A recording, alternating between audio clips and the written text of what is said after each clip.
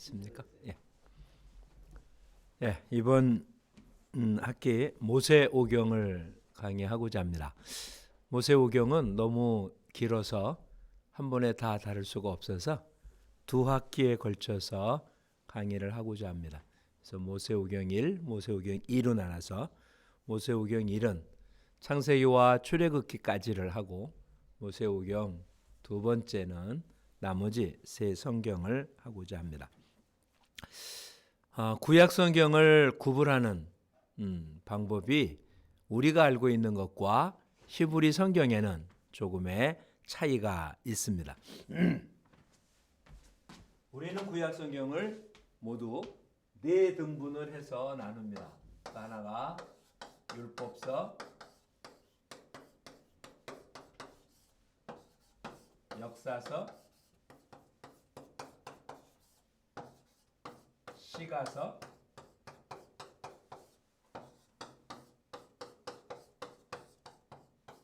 선지서 이렇게 나누고 저렇게 나누어진 것이 우리가 갖고 있는 구약성경 39권의 순서대로입니다. 그래서 율법서가 창세기서부터 시작되는 5권이고 역사서 12권, 시가서 5권, 나머지 선지서 17권 이렇게 해서 우리는 구약성경을 네 등분으로 나누고 이 순서대로 우리는 창세기에서부터 말라기까지 되어 있습니다. 근데 히브리 성경에는 이렇게 네 등분으로 나눠져 있는 게 아니라 세 등분으로 나눠져 있습니다. 하나가 율법서고 두 번째가 선지서고 세 번째가 그냥 거룩한 문서라고 하는 성문서로 나누어져 있습니다. 그래서 성문서라는 개념이 기록이 안 될 수도 있는데 예수님 말씀하시기를 모세와 선지자가 말하기를 이라고 표현된 것은 구약 성경 전체를 뜻하는 것이기도 합니다. 이렇게 나눠놓고 나면 히브리 사람들, 이스라엘 사람들이 얘기하는 그 구약 성경하고 우리가 갖고 있는 구약 성경에 이 부분이 히브리 성경에는 나누어지지 않고 있음을 보게 됩니다. 그러니까 히브리 성경에는 역사서라는 개념은 없고 율법서와 선지서, 율법과 선지서가 아닌 나는 모든 것은 그냥 거룩한 문서라고 되어 있습니다. 율법서는 모세오경을 의미하고 있으니까 5권이고요. 우리가 얘기하는 대부분의 역사서가 이스라엘 사람들은 이 속에 포함이 됩니다. 즉 역사서와 여기에 선지서가 우리가 얘기하는 시가서나 또 다른 모든 성경들 중에 많은 부분이 성문서 속에 포함이 됩니다. 그러니까 성경을 구별하는 방법이 좀 달라서 그러는데 그 중에 하나 우리는 역사라고 얘기하는 이 역사서가 이스라엘 사람들은 그냥 이스라엘의 역사를 이야기한 게 아니라 역사를 통해서 하나님께서 보여주는 선지서라고 얘기를 합니다. 그래서 지금의 학자들은 우리가 얘기하는 역사서를 전기 선지서 그리고 우리가 얘기하는 선지서를 그냥 후기 선지서라고 구별을 합니다. 그래서 우리는 오늘 다루고 하는 것이 다른 부분이 아니라 율법서라고 얘기한 모세오경 그 중에 워낙 양이 많아서 2권의 성경만 이번 학기에는 다루고자 합니다. 모세오경 율법서라고 불려지고 있죠. 이렇게 이야기해서 율법을 토라라고 표현하고 있고요.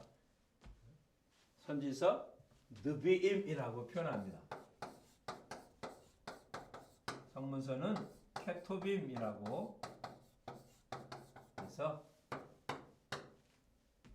구약 성경 자체를 세 수로 나누는.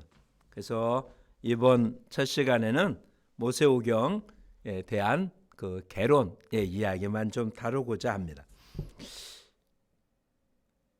가장 중요한 모습은 이거죠. 모세오경이라고 표현했을 때 우리가 생각해야 될 것이 이것은 그냥 책이라는 얘기죠. 책. 모세오경은 5권으로 되어 있는 게 틀림없죠. 창세기, 출애굽기, 레위기, 민수기, 신명기.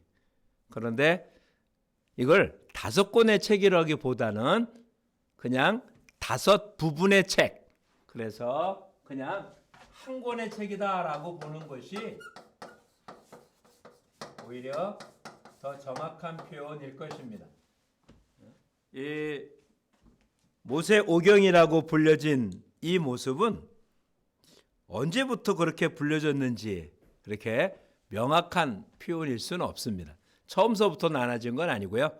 이것은 아주 후대 오경이라고 표현이 되었지 그 이전에는 그냥 토라라고 율법이라고 불려져 있던 그냥 한 권의 책입니다. 토라라고 하는 얘기가 지시, 명령, 교훈 이런 뜻입니다. 어찌 보면 우리는 모세오경 절차에서 토라를 율법이라는 것에만 집중하고 있지만 실상은 그냥 하나님이 이스라엘 백성 전체에게 지키도록 한 내용, 삶을 이야기하고 있는데 그냥 그것을 율법이라고 하는 작은 것으로 줄여놓는 것은 조금 잘못된 해석이기 쉽습니다. 성경 속에 이 모세오경을 부르는 아주 여러 가지 명칭이 있습니다. 가장 흔하게 부르는 모습이 율법이라는 단어죠. 율법. 여호수아서나 느헤미야서에 나타난 모습들입니다. 요 상세한 내용들은 나중에 강의안을 첨부시켜서 올려놓을 테니까 거기에 필요한 성경 구절은 찾아보면 좋겠습니다. 혹은 율법의 책이라고 소개하기도 있고 모세의 책이라고 표현하기도 있고 여호와의 율법, 하나님의 율법, 하나님의 율법책, 우리 하나님 여호와의 율법책 뭐 이런 식의 모습으로 시내산에서 율법을 받은 모세와 여호와 하나님과의 관련해서 명칭이 형성된 것을 성경 안에서 발견할 수 있습니다. 오경이란 영어의 펜타토크이라고 표현합니다. 펜타토크. 펜타토크라고 하는 표현의 헬라어 원문은 펜타라고 하는 5이라는 뜻이고요.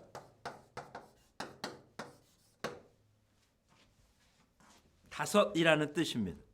이게 연결이 되면서 타보다는 펜테로 발음이 되고 그 다음 토크라는 얘기는 그냥 책이라는 뜻이에요. 토커스. 투커스가 되겠죠. 이 두 단어가 합쳐서 5권의 책이라는 뜻일 수도 있고 다른 말로 표현하면 그냥 5부분으로 된 책 이렇게.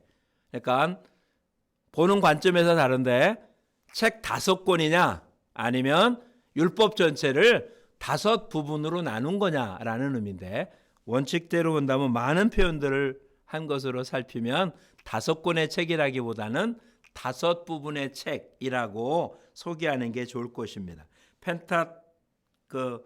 펜타토코스라고 불려지는 펜타톡이라고 불려지는 이 말은 제일 처음에 AD 2세기경에 처음으로 불려졌습니다. 그러니까 굉장히 후대에 부여진 모습이죠. 어떤 이들은 근대 현대 신학자들은 여호수아서까지 포함시켜서 육경이라고 말하는 그러한 학자들도 있긴 하지만 뭐 그런 것까지 우리가 다루고 싶지는 않습니다. 그러니까 모세 오경이라고 불려진 이 모습이죠. 그러니까 창세기, 출애굽기, 레위기, 민수기, 신명기, 여호수아입니다. 제일 처음에 표현하기를 모세 오경은 일단 책이라고 말씀드리지 않았습니까? 책이라면 저자가 있어야 되겠죠. 저자가. 우리가 이야기하는 성경의 저자는 하나님임을 우리는 믿습니다. 그러니까 성경의 모든 성경은 하나님의 감동으로 된 것으로 라고 얘기한 디모데서나 베드로서에 근거에 하면 성경의 모든 저자는 분명 하나님이십니다. 단지 그것을 기록하게 한 기록자가 존재하겠죠. 그렇다면 이 모세오경이라고 한 토라의 저자는 과연 누구일까라는 이야기가 되어집니다. 그 오경의 전해자는 누굴까? 하여튼 그 두 가지 큰 모습으로 나눠지는데 가장 기본적인 모습은 모세 오경이라고 불려지니까 그 모습 자체가 오늘 우리들이 알고 있는 모습대로 모세가 저자라고 하는 것이 가장 기본적이고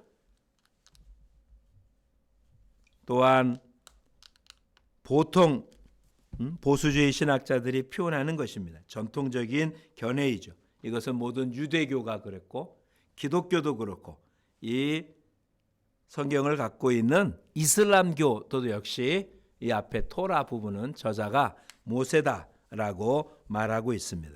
그렇게 이야기하는 근거는 뭘까? 성경 자체, 특별히 구약의 많은 부분이 바로 이 토라의 저자를 모세라고 말하고 있기 때문입니다. 출애굽기 24장이나 뭐 이런 듯. 특별히 하나님께서 모세로 하여금 역사적인 사건, 율법들, 노래들을 기록하라고 명령하셨음을 볼 수 있습니다. 대표적인 것이 출애굽기 17장 14절. 이게 제일 처음에 출애굽 과정 속에 나타난 전쟁 이야기입니다. 여호수아에 의해서 전쟁을 하고 모세가 손을 들고 기도할 때 이기고 뭐 이런 전쟁을 끝난 다음에 이곳을 기록해서 여호수아와 후대 사람들에게 알게 하라라고 해서 역사적인 사건을 기록하게 한 내용이 있고요. 24장 4절 이하에 보면 하나님께서 얘기한 율법을 역시 기록해서 넘겨주라고 표현되고 있고, 신명기 31장에는 노래를 기록하라고 명령하기도 했습니다. 그러니까 전부 다는 아니지만 성경 속에 하나님께서 모세에게 어떤 역사적인 사건 혹은 율법 혹은 노래를 기록해서 하고 했으니까 이것이 우선 구약의 가장 좋은 증거일 겁니다. 신약의 증거도 우리는 볼 수 있습니다. 모세가 오경의 저자임을 주장하는 곳은 많습니다. 특별히 예수님께서 오경의 말씀을 인용하면서 모세의 글이라고 소개하고 있다는 거죠. 마태복음 8장 4절. 모세의 글에 의하면. 그러니까 뭐 이것보다 더 확실한 근거는 없겠죠. 그러니까 이런 모습입니다. 그리고 이렇게 이야기하는 것과 동시에 성경 내적인 증거에 많은 주장들이 모세가 이렇게 저자라는 사실을 우리는 확인할 수 있는 것들이 많습니다. 다시 얘기하면 오경의 내용이 목격자가 아니면 기록할 수 없는 글들이기 때문입니다. 출애굽 사건의 기사를 보면 그 기록이 뭐 들은 이야기를 기록한 게 아니라 그것을 생생하게 본 목격자가 기록한 내용임을 알 수 있습니다. 특별히 출애굽기 15장 27절에 엘림에 12개의 물샘과 70주의 종려나무가 있다라고 하는 정확한 숫자나 뭐 장소, 이것은 목격자가 아니면 기록하기 어려운 내용이기에 분명히 모세오경은 그것을 목격한 자가 기록했음에 틀림이 없다라고 생각이 됩니다. 그리고 또 창세기나 출애굽기 내용에 보면 애굽을 아주 잘 알고 있는 사람이 기록할 수밖에 없었다라는 사실입니다. 그래서 애굽의 명칭을 잘 알고 있었습니다. 또 구약의 다른 어떤 성경들보다 애굽적 단어가 빈번하게 사용됐다고 그 아커라고 하는 학자의 쓴 책에 보면은 이야기를 합니다. 그러니까 이거는 뭐 원어적인 표현이기 때문에 우리가 일일이 확인하기는 어렵습니다. 율법의 저자는 가나안의 관심보다는 외국, 팔레스틴 이외의 다른 견해들을 많이 나타내고 있는데 그것이 팔레스틴 지역보다는 오히려 애굽에 대한 이야기가 더 많은, 그러니 그것은 애굽에서 오래 살았던 사람만이 알 수 있는 내용이기에 분명히 이 오경의 저자는 애국과 관련된 사람, 그렇다면 모세에게가 훨씬 더 더 낫다라고 표현할 수밖에 없습니다. 창세기에 나타난 많은 모습들이 바로 그런 내용들이죠. 고문서를 썼다거나 라는 모습들. 그래서 모세보다 더 적합한 저자는 없다라고 얘기하는 것이 그냥 전통적인 견해입니다. 그런데 꼭 그런 것만 있는 것은 아닙니다. 모세가 오경의 저자라는 것을 의심하는 학자들이 생기기를 시작했습니다. 그래서 역사적, 문학적, 신학적으로 비평하며 이건 모세가 기록한 게 아니라 여러 문서들을 이렇게 못가서 묶어서 만들어 놓은 편집에 불과하다라고 얘기하는 그런 것을 우리는 문서설이라고 표현되는데 이런 모습들이 있다라고 이야기를 합니다. 그렇게 모세가 저자라는 사실을 부정하는 사람들의 근거는 도대체 뭘까? 그리고 그 근거는 얼마나 충분한 이유가 있는가를 우린 좀 살펴봐야 될 것입니다.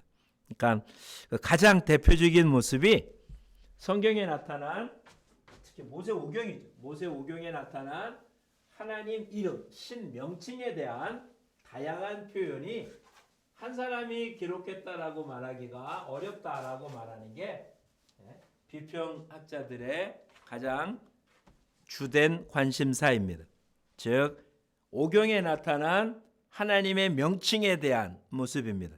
그것이 가장 우리가 잘 아는 여호와라는 표현이죠. 요즘은 야훼라는 말을 많이 씁니다. 여호와. 그리고는 가장 흔한 이름인 엘의 복수인 엘로힘이라는 단어입니다. 창세기 1장에 창조에 대한 이야기를 할 때는 하나님이 엘로힘이라는 단어로 기록이 됩니다. 그런데 창세기 2장 4절부터는 엘로힘이라는 단어가 아니라 여호와라는 이름으로 또다시 창조 이야기를 하고 있습니다. 그래서 학자들은 말하기를 이거는 한 사람이 기록한 게 아니라 하나님을 여호와라고 부르고 있는 그와 같은 문서와 하나님을 엘 혹은 엘로힘이라고 불려지는 문서 둘을 짜깁기 위해서 만들어진 거다라고 이야기하는 것입니다. 그 외에도 하나님의 이름은 굉장히 많이 쓰이죠. 전능하신 하나님 엘샤다이 혹은 그 영생의 하나님 엘올람 하나님의 이름이 굉장히 많아요. 지극히 높으신 하나님 엘리온 하나님이 우리를 보셨다 감찰하셨다라고 하는 엘로이 그러니까 하나님이 이름이 야훼라는 이름과 엘로힘이라는 이름으로 사용했다는 이야기는 이 학자들이 볼 때는 여호와라고 불려지고 있는 문서와 엘로힘이라고 불려지는 문서 두 개를 편집한 거지 한 사람이 기록하지 않았다. 이것이 그들이 얘기하는 문서설의 중요한 근거고요. 두 번째 내용은 하나의 사건이 두 번 혹은 세 번 반복적으로 기록되어 있는 중복과 병행의 이야기입니다. 아까 얘기한 천지창조 기사가 두 번 기록이 됩니다. 1장 1절부터 2장 4절까지와 2장 4절서부터 25절에 나타나고 아브라함이 자기 아내 사레를 누이라고 속인 이야기가 두 번 반복되어지고 그렇죠? 아브라함이 아들 얻었다는 약속을 세 번이나 말하고 이삭의 이름이 뜻이 뭐라는 얘기를 네 번이나 말을 합니다. 중복, 반복. 한 사람이 만약에 기록했다면 같은 내용을 그렇게 여러 번 반복하지 않았겠냐? 이것이 문서설을 이야기하는 근거이기도 합니다. 또한 내용의 모순이나 통일되지 않은 모습들도 보여준다는 거죠. 예를 들면 창세기 기사의 1장에는 창조가 식물, 동물, 인간 이런 식의 순서로 기록이 됩니다. 근데 2장에는 하루 동안에 창조를 하죠. 그 내용으로 봐서는 그냥 하루에 일어난 것처럼 보입니다. 1장은 7일 동안 안식일까지 포함해서 7일 동안 창조했다고 생각하는데 2장에는 하루 동안에 그것도 순서가 다릅니다. 인간, 동물, 식물 이렇게 기록이 되죠.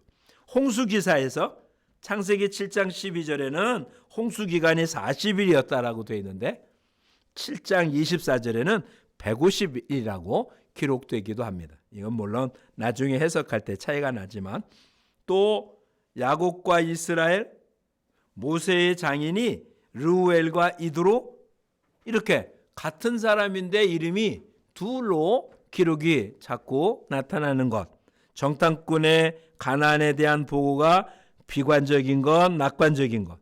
제단을 세우는 장소가 출애굽기 20장 24절에는 어디에는 가능하다라고 얘기하는데 어디서든 가능하다라고 되어 있는데 신명기 12장에는 한 제단만 법적으로 가능하다. 이렇게 모순돼 보이는 내용들이 오경 안에 존재하니 이것은 한 사람이 기록했다고 말할 수 없다라고 비판의 근거를 삼고 있습니다. 또 오경 내용 중에 같은 사건에 대한 연대가 일치하지 않습니다. 예를 들면 애굽에 살던 기간이 출애굽기 12장 40절에는 430년으로 되어 있고 요셉의 나이 39살 때 입국해서 110세에 죽고 모세의 나이를 250여 년이나 된다라고 하는 주장이 되어지는 이런 모순과 불일치들이 있으니 이것은 분명히 한 사람의 기록이 아니라 다양한 기록을 후대 사람들이 편집했기 때문이다 라고 말하는 것입니다. 그렇다면 그런 문서설이 어떤 종류가 있는지를 한번 살펴보도록 하죠.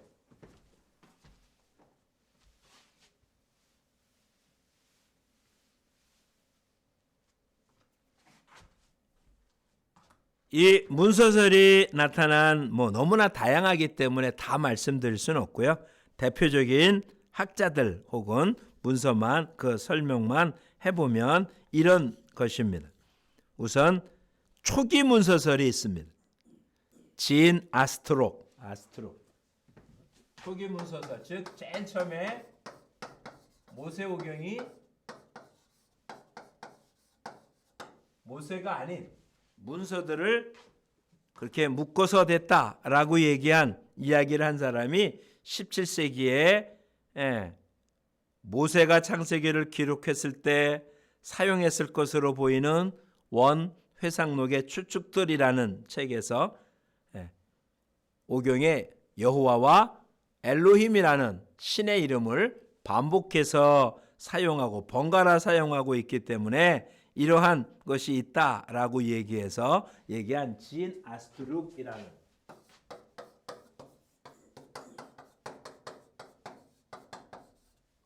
사람이 제일 먼저 이 문제를 제기합니다. 그리고는 이제 그 다음에 나타난 모습이 이 오경에는 여러 잡다한 문서로 구성되어 있다. 이런 식의 표현으로 되어 있습니다. 그래서 이제 이 문서설의 내용을 보면 가장 흔한 모습으로 나타난 첫 문제가 제2문서입니다. 제2문서라는 얘기는 여호와라고 불려지는 하나님의 이름을 여호와라고 불려지고 있는 그와 같은 사람들이 한 유다에서 기록했을 거라고 해서 제2문서라고 불려집니다. 또 하나는 처음에 얘기했던 것처럼 하나님의 이름을 엘로힘이라고 부른다고 해서 이 문서라고 붙여진 모습입니다. 엘로힘 문서입니다. 엘로힘이라는 신의 명칭이 사용됐고 기록 장소는 북왕국 에브라임이라고 해서 에브라임도 그렇고 엘로힘도 그렇고 다 이로 시작하니까 이 문서라고 표현합니다. 또 하나의 모습이 있는데 그것은 D 문서라고 얘기하는데 신명기 법전이라고 불려지기도 합니다. 요시야 왕 18년에 성전 헌금궤를 발견한 율법서가 성전 헌금궤에서 발견된 율법서가 신명기 중심부와 같다고 해서 데베테라고 하는 신학자가 주장을 한 것입니다. 요시야 왕이 종교개혁에 이 신명기를 기록했을 거라고 보여주는. 그 다음엔 뭐 여러 가지 있으나 하나만 더 하면요, 피문서라고 불리는 제사법전입니다. 이거는 제사장이라는 단어, 플리스트에서 나온 문서입니다. 이거는 뭐 이 외에도 수없이 많은 내용의 문서들이 있고 그 문서들을 묶어서 뭐 그렇게 만들었다라고 표현을 합니다. 근데 문제는 이와 같은 문서설이 얼마나 맞냐 틀리냐의 모습보다 이 문서설 자체가 일종의 가설이죠. 이런 문서가 있었다는 어떤 증거도 발견되지는 않습니다. 그러니까 이 문서설이 맞냐 틀리냐는 이 문서설 스스로 주장하고 있는 내용을 한번 살펴봐야 될 것입니다. 그러니까 이 문서설의 가장 근거는 그 성경의 계시라는 개념이 아니라 그냥 글이라는 개념, 즉 인간의 이성만을 절대시하기 때문에 나타난 문제입니다. 그러니까 이거는 우리가 살펴보기 어려운 모습이죠. 처음으로 얘기했던 신의 명칭으로 이 문서와 뭐 저기 나타난 제2문서로 나눈다는 것도 이것은 문제가 있습니다. 왜냐하면 오경 저자 자신이 하나님의 이름을 여호와라고도 그리고 엘로힘이라고도 알고 있는, 하나님의 이름을 둘을 다 알고 있다면 이렇게 번갈아 쓸 수 있고 필요에 의해서 이 이름을 사용할 수 있기 때문에 그렇습니다. 성경 전체에 나타났을 때 여호와라는 이름은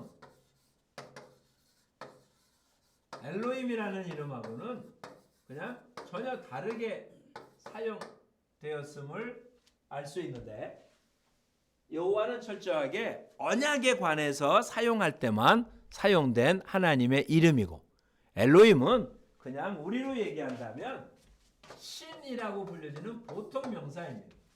그러니까 중동 지역의 대부분의 나라가, 대부분의 사람들이 그냥 그들의 신을 엘이라고 얘기했습니다.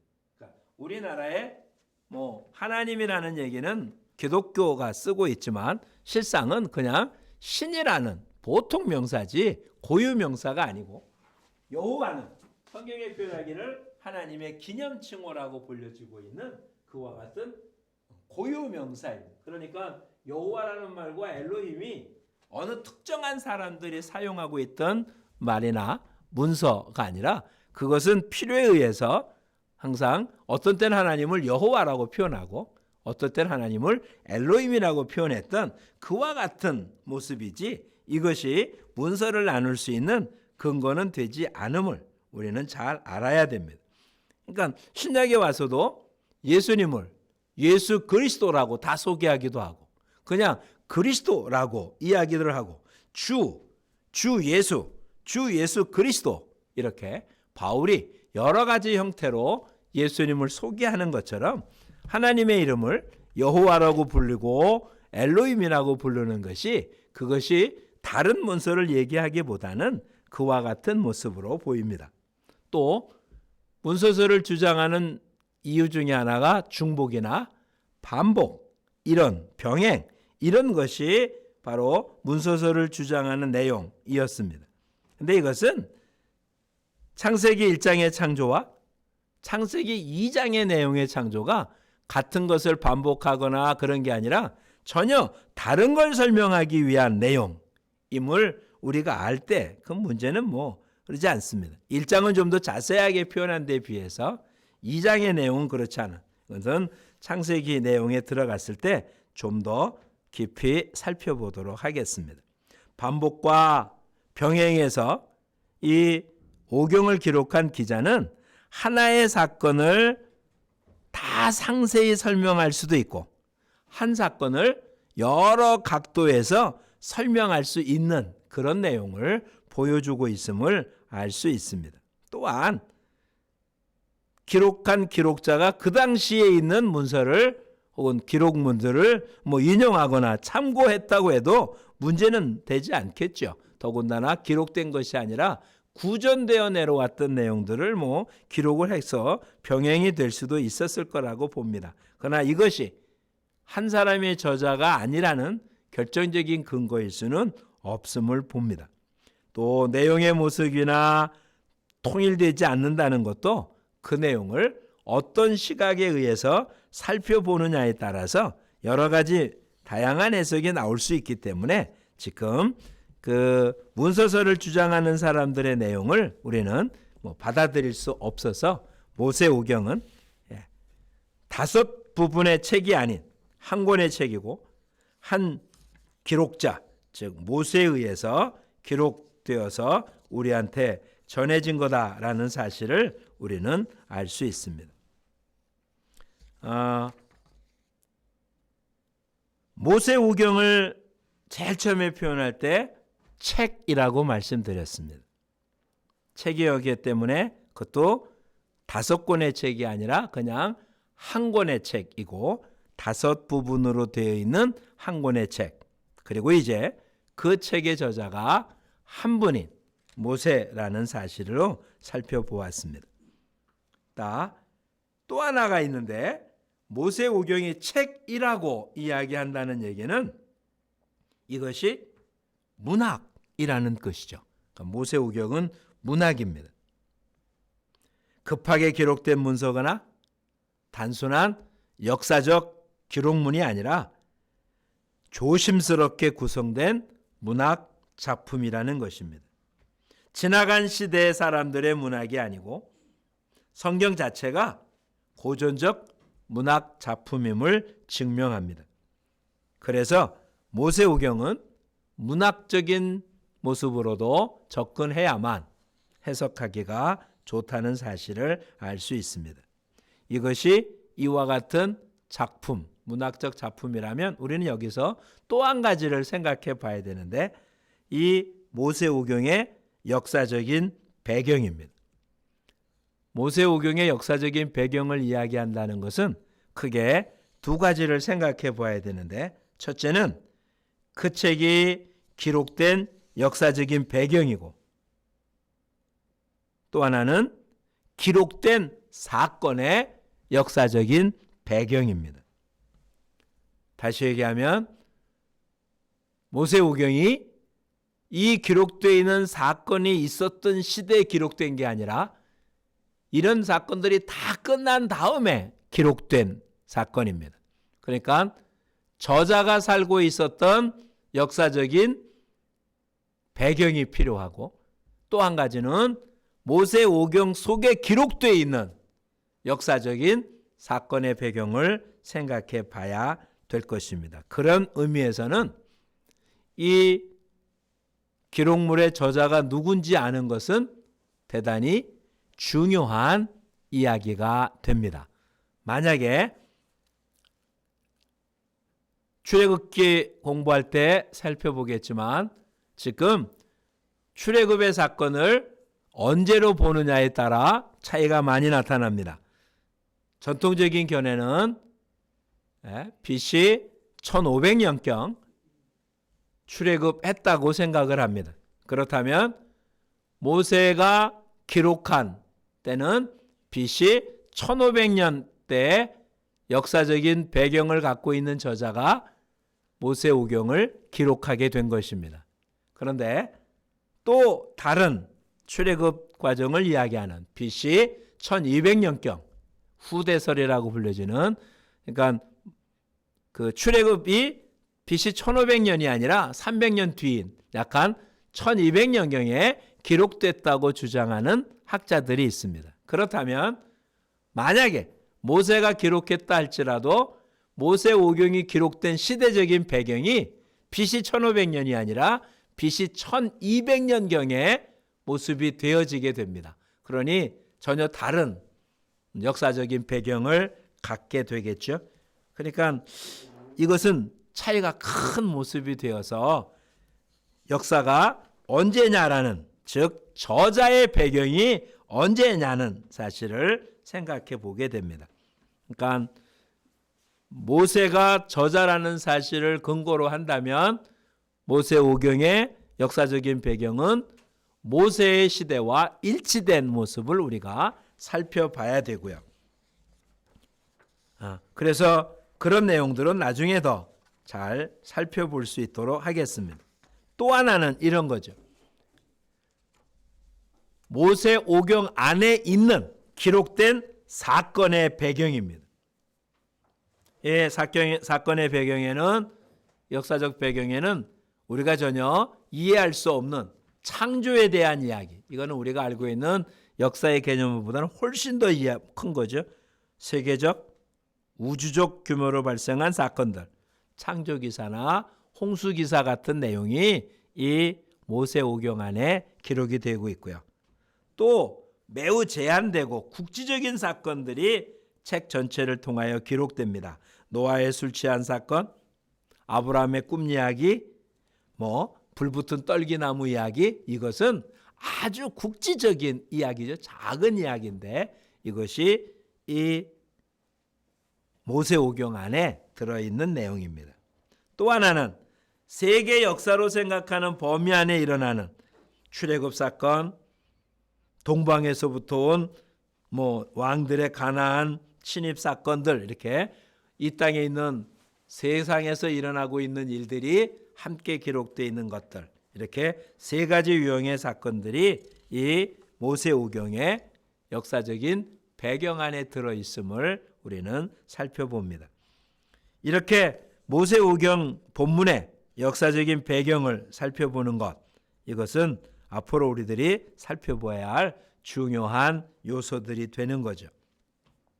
다시 한번 우리 살펴봅시다. 모세오경을 공부하는 가장 중요한 것은 모세오경이 본문이라는 것입니다. 그래서 우리는 텍스트라는 말을 씁니다. 본문으로서의 구약은 본문 아닌 것들과 구별되는 어떤 것을 가지고 있습니다. 본문은 단어, 구, 절, 문장, 문단으로 이루어집니다. 다시 말한다면 본문은 언어로 구성되어 있습니다. 그러니까 모세오경을 공부하는 것도 그런 본문이 말하는 것들을 잘 살펴보고 뜻을 아는 내용이 중요하죠. 그러니까 어떤 계시라는 개념만이 아니라 기록되어진 문서니까 기록되어진 것들, 그 안에서 우리가 그 내용을 살펴보는 것 중요합니다. 구약의 본문은 저자가 무엇인가 우리에게 전해주려고 하는 의도가 있으니까 모세오경을 통해서 그런 것을 살펴봐야 되겠죠.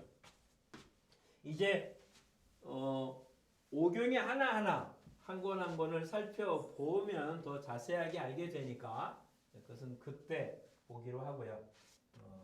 한번 이렇게 모세오경 5권에 대한 개념이 보통 우리가 알고 있는 것과는 조금 다르게 이름이 기록되어 있음을 보게 되어져서 모세오경 내용을 그 책들을 한번 소개하고자 합니다. 창세기, 출애굽기, 레위기, 민수기, 신명기라고 되어 있는 이 책들이 우리는 영어 성경이나 혹은 70인경이나 이런 식의 의미로 그 성경의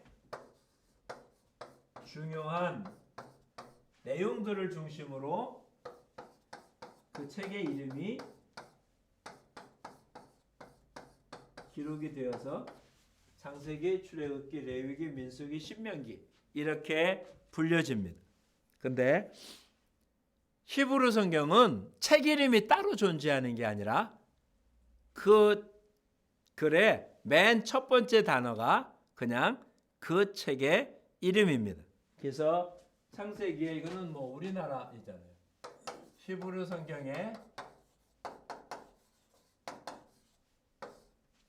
성경의 창세기 이름은 그냥 이건 어쩔 수 없이 그냥 그 히브리어로 쓸 수밖에 없는데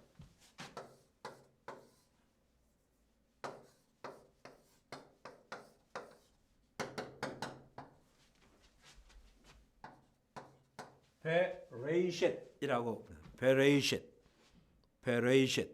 베레이셟이라는 말은 우리 성경에 태초에라고. 그러니까 창세기 1장 1절의 맨 첫 번째 단어죠. 베레이셟. 이것이 70인경, 지금 히브리어 성경을 헬라어로 바꿔서 난 70인 성경에 이것을 게네시스라고 했습니다.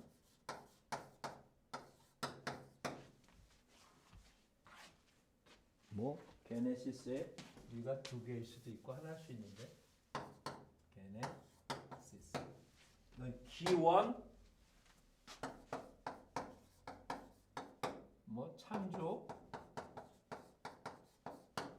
계보 뭐 이런 즉 창세기 내용 속에 가장 그 중요한 내용이 뭔가를 살펴서 기록된 것이고 이것이 라틴어로 게네시스라고 되어 있고 그것을 영어 성경으로 제네시스라고 되어서 우리는 창세기라고 불립니다. 출애굽기는 출애굽기 1장 1절에 그리고 이것들이 이름이다. 즉 출애굽해서 들어갔던 70명의 야곱의 아들들 이름이 쭉 기록되면서 그리고 이것들이 누구누구의 이름들이다라고 불려진 베에일레 세모트 뭐 히브리어를 쓸 필요가 있을까요? 써도 그러니까 나중에 참고 문헌을 볼 수 있기를 바랍니다. 그런데 헬라어 성경에는 즉 70인경에는 이거를 엑소도스라고 표현했습니다. 즉 이 두 번째 성경의 가장 중요한 의미가 애굽에서 나온 탈출이라는 뜻의 단어를 써서 그것을 근거로 출애굽, 엑소도스 이렇게 써서 그냥 탈출이라는 단어인데 우리 성경에는 애굽에서 나왔다라고 해서 출애굽이라고 표현을 한 거죠. 레위기는 히브리 성경에는 맨 첫 번째 단어가 그리고 그가 불렀다라고 붙여지는 바예크라라입니다. 이것이 70인경의 히라보 성경에는 이 세 번째 성경의 가장 중요한 것이 레위 지파 사람들에게 뭐 율법 제사를 지내거나 뭐 이런 것들에 대한 내용들이 세 번째 성경의 가장 중요한 내용이기 때문에 레위족에 속하는 레니티콘이라고 사용이 되어져서 그래서 그것을 라틴어로 영어로 번역하면서 레위기라고 표현합니다. 민수기에는 그 첫 번째 단어가 광야에서라고 되어 있어요. 이게 아마 네 번째 성경의 가장 적절한 표현일 수 있는데 왜냐하면 민수기 내용이 광야에 있었던 이스라엘 백성들의 내용을 기록하고 있으니까 광야에서라는 말이 가장 적절한 표현일 텐데 여기에는 두 번의 인구조사 사람의 수를 센 모습이 기록이 돼서 헬라어로 된 70인경에는 숫자들이라는 단어가 사용돼서 라틴어나 영어에는 number라는 단어로 쓰여졌고 그걸 우리말로는 사람을 셨으니까 민수기라고 우리 성경 이름을 붙인 겁니다. 신명기 다섯 번째 성경은 히브리 성경에는 이것들은 말씀들이다 라고 얘기한 것으로 시작이 되어지는데 이것이 여기에 또다시 율법 이야기가 기록되니까 그 헬라어로 번역된 70인경에 두 번째 율법이라는 의미의 듀테로미온이라고 표현을 했고 그래서 이것을 역시 그냥 그대로 라틴어로 그걸 그대로 영어로 번역이 돼서 듀테로노미라고 불려지고 그래서 우리는 신명기라고 합니다. 신명기가 새 신자가 아니고요. 새로운 명령이라는 뜻이 아니라 반복된 명령이라는 뜻으로 기록이 돼서 신명기라고 불려지게 된 것입니다. 그러니까 히브리 성경책에는 원래 책 이름이 있는 게 아니라 그 책의 맨 첫 번째 단어가 책 이름이었어요. 그러니까 그냥 태초에 혹은 뭐 이것들이 이름들이다. 그가 그렇게 불렀다. 광야에서 이것들은 말씀이다. 라고 되어 있는 것을 우리가 갖고 있는 이런 식의 이름을 붙일 수 있었던 것은 히브리 성경을 헬라어로 번역했던 70인경에 이제는 그 책 이름을 그 책의 중요한 주제 이름으로 바꿨고 그것을 근거로 라틴어 성경이 번역이 되고 그 라틴어를 근거로 영어 성경으로 바뀌었다가 그것에 근거해서 우리말 성경의 제목으로 돼서 이렇게 이름이 되어 있는 걸 보게 되어집니다. 모세 오경 서론은 여기까지 강의를 하는 것으로 하겠습니다. 다음에 창세기와 출애굽기 강의가 이번 학기에 모든 강의를 하도록 하겠습니다. 수고하셨습니다. 고맙습니다.